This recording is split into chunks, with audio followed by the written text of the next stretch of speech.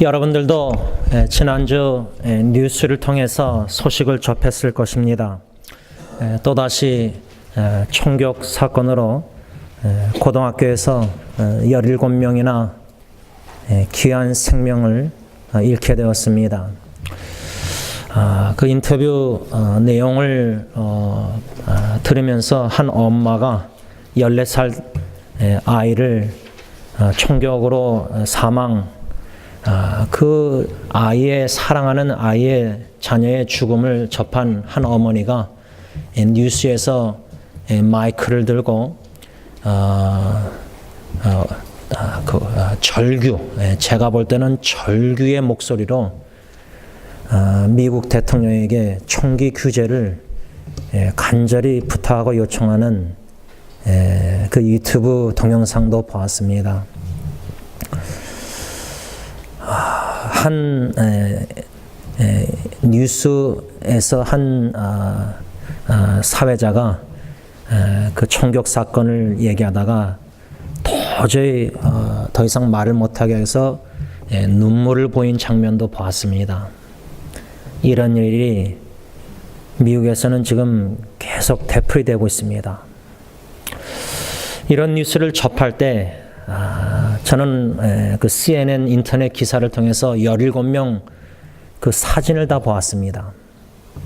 14살 참 어린 소녀들이, 또 17살, 또 18살, 또 교사 선생님들도 아이들 보호하다가 30대, 40대 한 가정의 남편이요 아버지인 텐데 귀한 생명이 이렇게 17명이나 이 세상을 떠났습니다.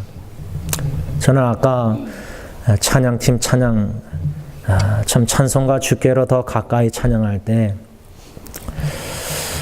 소돔과 고모라 같은 세상에서 의로운 롯이 보고 듣는 죄악된 소식들, 참 이 죄악된 세상에 살아가는 예수님을 믿는 저와 여러분들, 주께로 더 가까이 나아가고 싶은 마음의 소원, 갈망이 눈물로 표현이 되지 않겠습니까? 특별히 이러한 일들이 만일에 내 자녀에게 일어났다, 저는 저희 집 아이들하고 먼저 저희 집 딸이 이 뉴스를 이야기하길래 이것이 너희가 될 수 있고 엄마나 나나 미국에 사는 저와 여러분들은 어느 누가 이런 총격 사건으로 이 땅에서 생명을 다할지 아무도 모릅니다. 그런데 만일 그것이 내 자녀나 내 손주에게 일어났다, 상상이 되십니까? 슬픈 일이 많은, 참 고통이 많은 이 죄악된 세상에 살아가는 저와 여러분들, 또 여러분들의 사랑하는 자녀나 손주나 주위에 사랑하는 사람들이 만일 극심한 고통과 어려움과 역경 속에서 이젠 더 이상 버틸 수가 없고 견뎌낼 수가 없어서 자포자기 심정으로 희망을 잃고 소망을 잃고 지쳐 쓰러져 있을 때, 여러분들이 그 사랑하는 사람들의 그 힘들어 지쳐 심신이 지쳐 쓰러져 있는 모습을 볼 때 희망이 없이 여러분들의 마음은 어떠하셨습니까? 또 어떠하십니까 지금? 주 예수 그리스도 안에서 믿음의 반석 위에 견고히 서 있는 사랑하는 가족, 식구, 자녀, 후손들이나 사랑하는 주위의 형제 자매들을 볼 때는 염려가, 걱정이 안 됩니다. 근데 비바람이 몰아치는 그러한 상황에 아주 얇은 나무가, 뿌리도 깊지 못한 나무가 휘청휘청하는 모습을 보는 것처럼 참 어려운 역경과 상황 속에서 사랑하는 자녀 후손들이, 가족 식구들이 믿음이 흔들리고 쉐이킹하고 걱정, 염려, 불안 속에서 참 이런 모습을 휘청휘청하는, 견고히 서 있지 못하고 휘청휘청하는 모습 보면은 참 마음이 참 안타깝습니다. 마음이 울고 싶습니다. 마음이 아픕니다. 괴롭습니다. 하나님께 부르짖습니다. 하나님이 사랑하시는 연약한 자녀를 꼭 장중에 능력에 오르는 손으로, 팔로 꼭 붙잡아 주시고 품어주셔서 이 몰아치는 여러 가지 인생의 그들 나름대로의 역경과 어려움과 힘든 속에서 지쳐 쓰러져서 낭망하고 포기하지 않도록. 왜? 우리는 심신이 지쳐 포기하고 싶은 때가 옵니다. 더 이상 버티지 못해서. 그러나 하나님은 절대 우리를, 여러분을 포기하지 않습니다. 하나님이 포기하지 않는데 우리가 어떻게 사랑하는 가족 식구나 사랑하는 형제자매를 포기할 수 있습니까? 우리가 지난주일 사도 바울이 데살로니가 성도들에게, 사랑하는 형제자매들에게 쓴 편지 내용 중에 주 안에서 굳게 서 있는 모습, 그 모습을, 소식을 들을 때 이제는 내가 살리라, 내 생명과 연관된 겁니다. 내 자녀의 믿음 신앙생활 견고히 서 있는 모습이 나의 생명과 연관되어 있다는 말입니다. 그 말은 내 자녀가 믿음에 견고히 서 있지 못하고 이 죄악된 세상에 방황하면서 목적 없이 시간을 허비하면서 여러 가지 어려움과 환난과 핍박과 유혹 가운데 나름대로 유혹과 역경 속에서 허덕이고 우왕좌왕하는 모습, 휘청거리는 모습 보면은 내가 살 수가 없습니다. 내가 견딜 수가 없다는 말입니다. 내가 견딜 수 없는 마음으로 어떻게 해서든 찾아가서 어떻게 해서든 한 번이라도 말씀을 전하고, 그래서 제가 어제 가족 생일날마다 이제 가족 예배를 드리자. 그래서 처음으로 어저께 예배를 드리면서 너희 할머니가 사랑하는, my mom이 사랑하는 이사야 41장 10절. 그래서 제가 50평생 바라봤던 어머니의 한국에서부터의 모습과 여러 가지 역경 속에서 그 하나님의 이사야 41장 말씀이 아들이 볼 때는 어머님의 인생에 어떻게 역사하셨고 그 말씀을 붙잡는 믿음의 어머니의 모습을 제 자녀들에게 알려주면서 너희들도 너희들의 할머님처럼 두려워하지 말라. 하나님이 너희와 함께 하신다. 또 영어 NSB 성경을 보니까 나는 내 하나님이 됨이라 할 때 환경과 상황과 이런 모습을 보기보다 믿음의 주여 온전케 하시는 주님만 바라보자. 그러면 걱정할 거 없다. anxious, do not be anxious. 염려할 거 없다. 주님께서 도와주실 것이고 능력의 의로운 오른손으로 하나님이 너희들을 붙들어 주실 것이다. 하나님의 약속의 말씀에 전해서 견고히 서 있기를 간절히 바라는 마음. 근데 사도 바울은 데살로니가 교회 성도들 환난과 핍박 중에서 신앙으로 인해서 견딜 수 없는 마음 참다 못하여 가서 하나님의 말씀으로 위로하고 믿음에 견고히 서고 싶은데 자기가 친히 데살로니가까지 갈 수가 없었습니다. 사탄이 막았습니다. 그래서 자기의 영적 아들 디모데, 하나님의 복음의 일꾼인 디모데를 보냅니다. 보내서 위로할 뿐만 아니라 예수 그리스도의 복음으로, 말씀으로 이 환난과 핍박 중에 있는 데살로니가 교회에 사랑하는 형제 자매들, 그 부족한 믿음, 온전하지 못한 믿음, 그들의 믿음은 사도 바울이 기억하고 기도할 때 감사할 만한 믿음이었지만은, 믿음으로 행하고 있었지만은 염려될 만한 믿음이었다, 그 말입니다.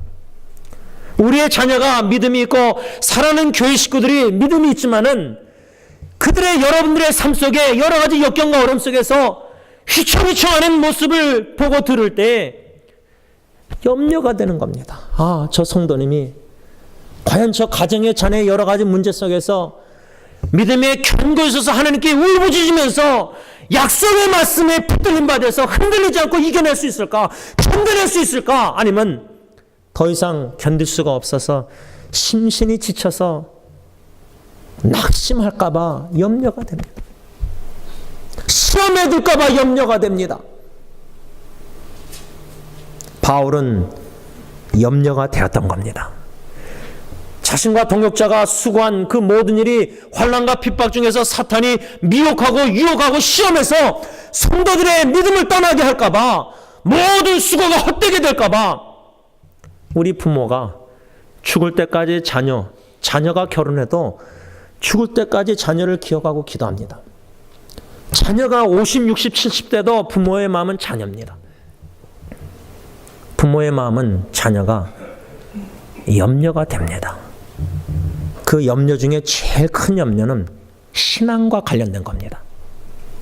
과연 내 자녀가 예수님과 복음을 위해서 살기를 원하는데 그 예수님을 아직도 회개하고 돌아오지 못하고 복음을 듣지 않는 그 자녀를 생각할 때 부모의 생명과 연관되어 있습니다.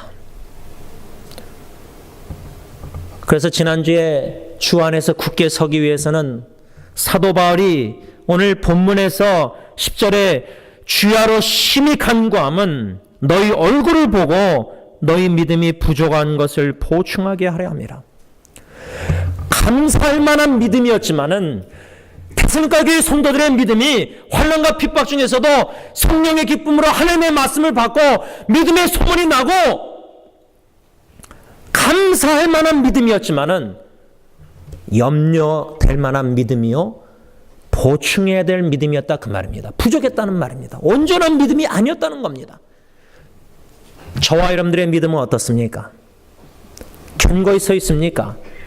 어떠한 역경과 유혹과 어려움이 있을지라도 주 예수 그리스도를 믿는 믿음 안에 견고히 서 있습니까? 우리 모두에게 아킬레스건이라 할까 제일 취약점은 우리의 믿음을 흔들어 놓는 뿌리채, 적어도 마음속에서 생각 속에서 흔들리는 아킬레스건은 사랑하는 자녀 가정입니다. 흔들립니다. 상황에 흔들리고 감정에 흔들리고 불안해하고 염려합니다. 아직도 자녀를 100% 주님께 믿음으로 다 바치지 못해서입니다. 보충해야 될 믿음, 주 안에서 굳게 서기 위해서는 지난주에 첫 번째로 배운 것은 그 염려될 만한 그 보충돼야 될 믿음, 바울은 하나님의 말씀 예수 그리스도의 복음 디모데를 통해서 전함으로 바울의 가르침을 다시금 생각나게 함으로 디모데를 통해서 위로할 뿐만 아니라 주 안에서 믿음에 보충되어서 견고히 서 있게 하였다 그 말입니다. 오늘 두 번째로 어떻게 사도 바울은 주 안에서 데살로니가 교회 성도들의 믿음을 견고히 서게 만들었을까? 12절 보시기 바랍니다. 3장 12절 다 함께 읽습니다. 시작. 또 주께서 우리가 너희를 사랑한과 같이 너희도 피차간과 모든 사람에 대한 사랑이 더욱 많아 넘치게 하사. 여러분, 이것은 바울의 간절한 기도였습니다. 우리가 우리 사랑하는 가족 식구들을 위해서, 자녀들을 위해서, 후손들을 위해서 간절히 기도할 때 먼저 하나님의 말씀, 하나님의 복음, 진리의 말씀을 받아 믿음의 반석에 견고히 우리 자녀 후손들을 세우시옵소서. 우리 가정을, 배우자를. 이것이 첫 번째 간절한 기도였다면 두 번째 간절한 기도는 사랑에 관련된 기도였습니다. 사랑. 여러분, 지금 가정의 사랑이 얼마나 식어져 가는지 모릅니다. 예수님의 예언이 말세에 불법으로 행함이 더 많아지면서 사랑이 식어진다 할 때 그 예언의 말씀은 예수 안 믿는 사람들을 향해서 말한 게 아닙니다. 말씀하신 게 아닙니다. 믿는 예수님의 제자, 신자, 교회에게 하신 말씀입니다. 다시 말하면 말세, 예수님 재림 가까워질수록 말세 때에 예수님을 믿는 기독교인들이, 교인들이, 교회가 사랑이 식어져 간다는 겁니다. 그러니까 이웃사랑, 지역사회, 여러 가지 선교, 구제, 이런 걸 잘 안 하게 됩니다. 그냥 안으로만 성장합니다. 그냥 내 사랑, 내 교회, 내 가정, 이기적인 사랑입니다. 균형을 잃은 사랑입니다. 사랑이 식어져 간다고 했습니다. 그런데 실제로 딴 사람 볼 필요 없습니다. 내 안에 얼마나 예수님의 사랑이, 십자가의 사랑이, 첫사랑이 식어졌는가. 예수님의 십자가의 첫사랑을 체험했을 때는 진짜 콧물 눈물 흘리면서 그 사랑에 감사 눈물 흘리면서 회개 눈물 흘리면서 주님 앞에 내 생명 모든 거 다 바쳐서 헌신하겠다고 헌신의 눈물 흘리지 않습니까? 그런데 그 첫사랑이 식어졌다는 사실입니다. 식어졌습니다.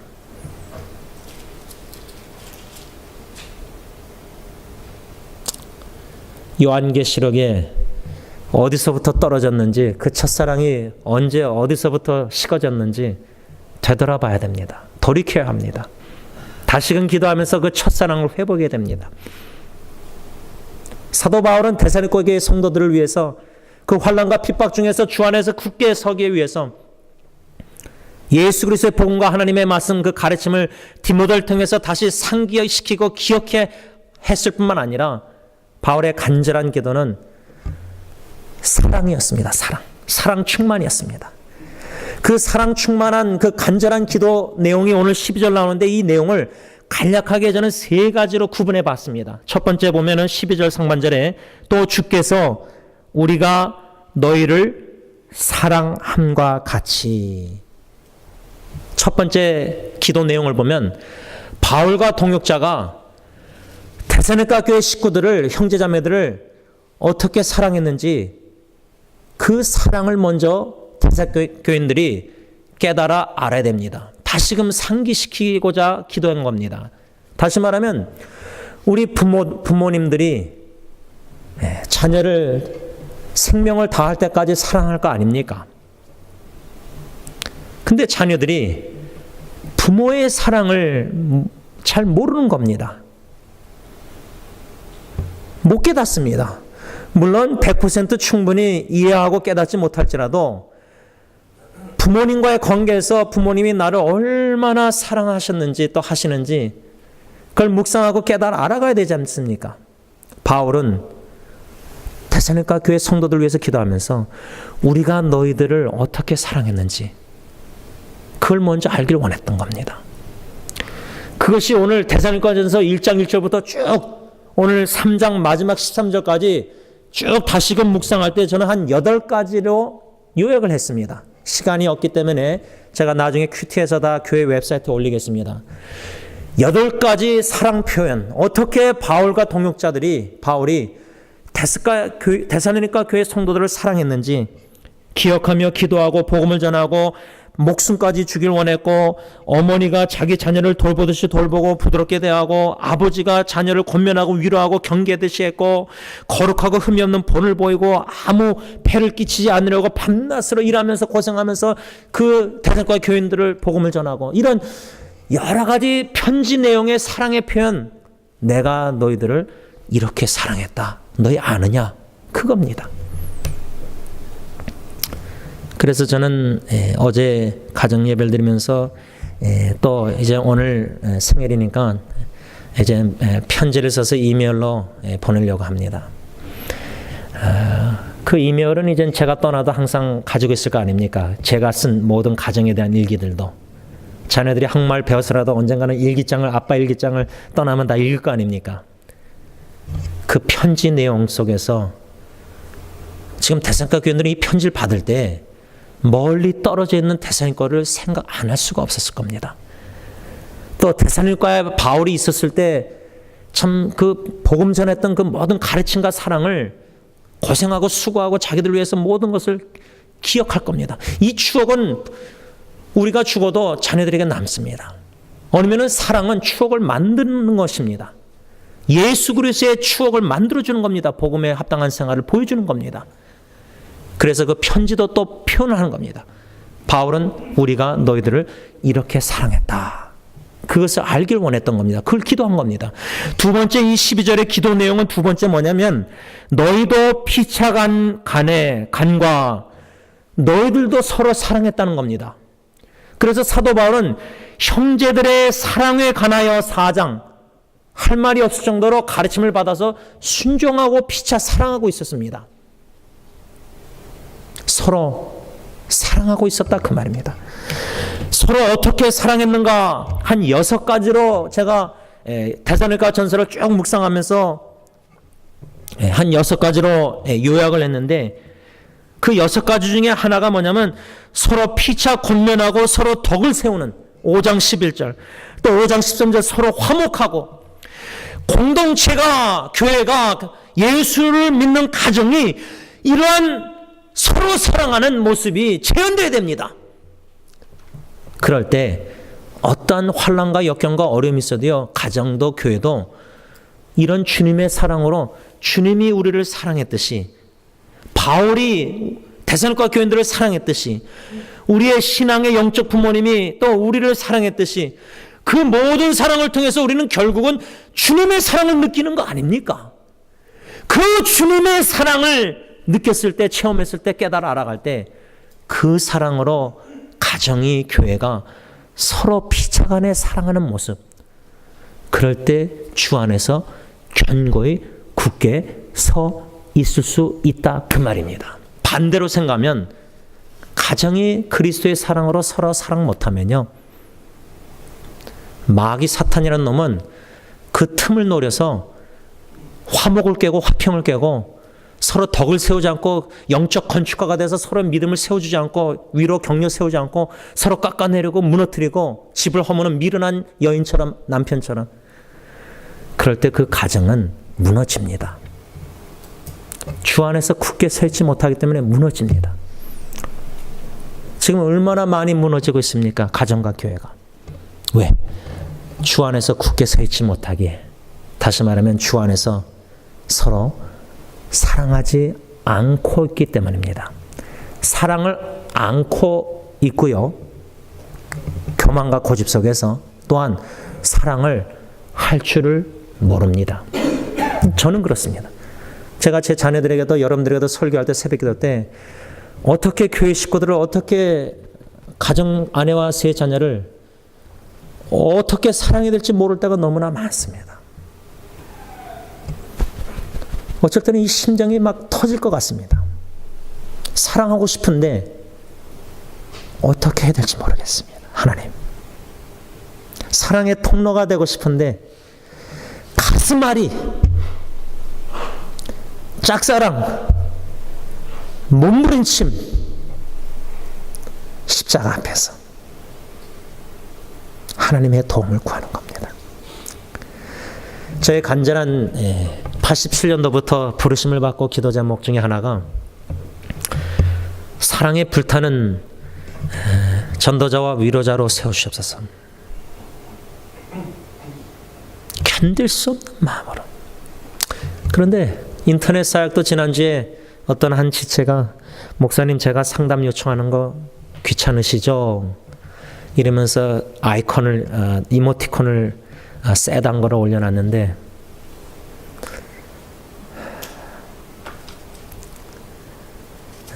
자살 충동까지 있는 지체인데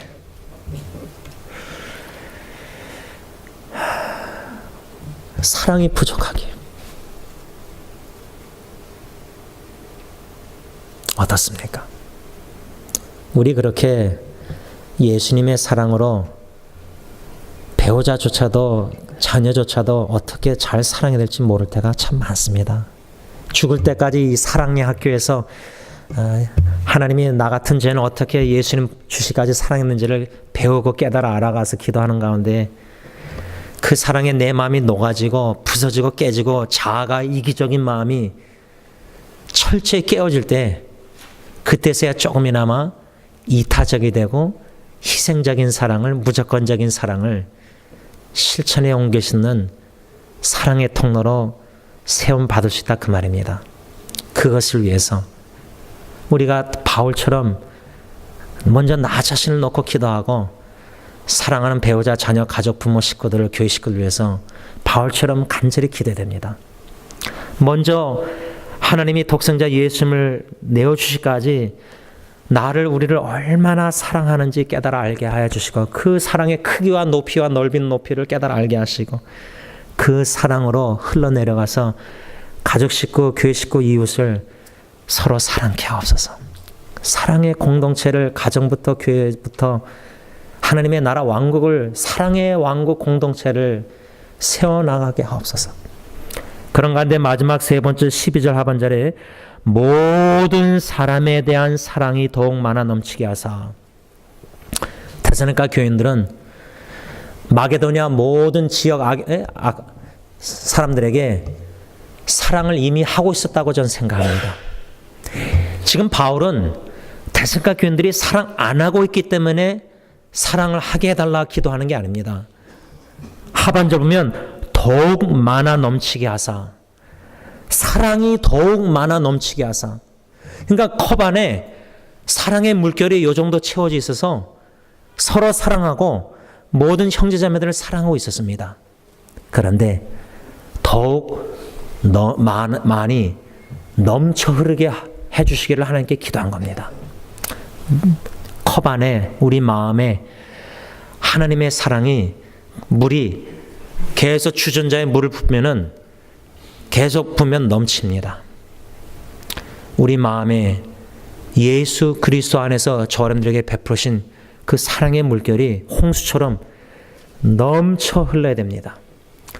그럴 때는 사랑하지 않고는 견딜 수 없는 마음으로 진정한 사랑의 통로가 플로잉이 됩니다. 자연스럽게 됩니다. 사랑의 물결이 나를 통해서 내 배우자, 내 자녀, 부모, 교회 식구, 이웃들에게, 스트레인저, 모르는 사람들에게도 사랑의 물결이 흘러내려갑니다. 내려가되 특별히 바울처럼 환난과 핍박 중에 있는 성도들, 고통 속에, 역경 속에 자포자기할 심정으로 희망이 없이 지쳐 쓰러져 있는 사랑하는 형제자매들에게 바나바처럼 위로의 도구로, 바울처럼 복음의 도구로, 사랑의 도구로 쓰임받는 저와 여러분들 되시길 바랍니다. 기도하겠습니다. 아버지 하나님, 우리 가운데서도 심신이, 마음과 육신이 지쳐서 견딜 수 없는, 더 이상 버틸 수 없는, 낙심이 되고 심지어 소망이 없는, 희망이 없는, 내일의 희망이 없는 절망 가운데 더 이상 지쳐서 버틸 수 없을 때 하나님 다가가 주시고 어루만져 주시고 변함없는 사랑으로 그 위기 가운데 더 사랑을 깊이 깨달아 알게 하시사 하나님의 아버지의 자녀를 향한 그 사랑을 위기 가운데 깨달아 알아 그 사랑에 힘입어 다시금 일으켜 주시고 다시금 소망을 갖게 하시고 다시금 믿음의 견고히 세워주시고 그 사랑의 통로가 축복의 통로가 되어 먼저 가정에서 배우자와 자녀들에게, 부모에게 사랑의 물결이 흘러내려가게 하시고 교회 식구들에게, 특별히 힘들고 어려운 가운데 있는 사랑하는 교회 식구들을 위해서 바울처럼 항상 기억하고 하나님께 기도하며 부르짖게 하시고 그리스도의 사랑을 부분적으로 이 땅에서 재현하며 살아가는 저희들 되게 하시사 사랑이 식어져가는 이 시대에 예수 그리스도의 사랑의 빛을 발하는 저희들이 다 되게 하여 주시옵소서. 예수님의 이름으로 간절히 기도를 올리옵나이다. 아멘.